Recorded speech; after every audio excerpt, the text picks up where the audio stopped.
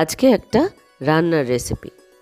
রান্নাটার নাম কি হবে সেটা আমি ঠিক জানি না এখনও, কারণ আমি মাথা থেকে মাঝে মাঝে উৎপটাং সব রান্না বার করি, যার নামটাম আমি খুব একটা জানি না।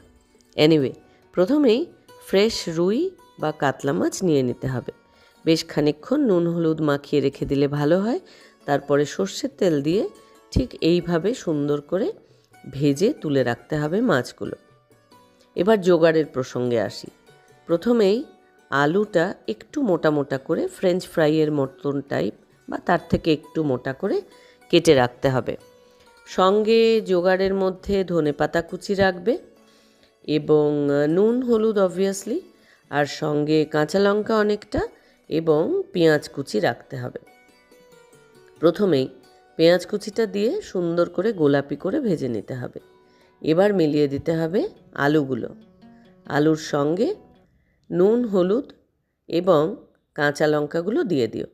চাপা দিতে হবে, কারণ আলু সেদ্ধ হওয়ার একটু বিষয় থাকে।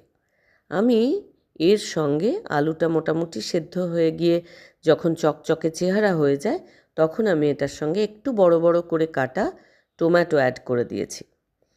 তো সেটাও কিছুক্ষণ রইল। তারপরে মাছ যেগুলো ভাজা ছিল, সেই মাছ ভাজাটাকে মিলিয়ে দিতে হবে অবভিয়াসলি। মাছগুলো মিলিয়ে দেওয়ার পরে আবার একটু চাপা দিয়ে দিও।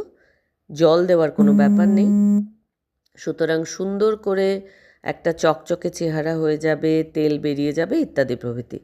সঙ্গে ধনেপাতা কুচি দিয়ে দিও এবং নামানোর আগে অবশ্যই করে কাঁচা তেল দিয়ে দিও। টেস্ট করে দেখে নিও।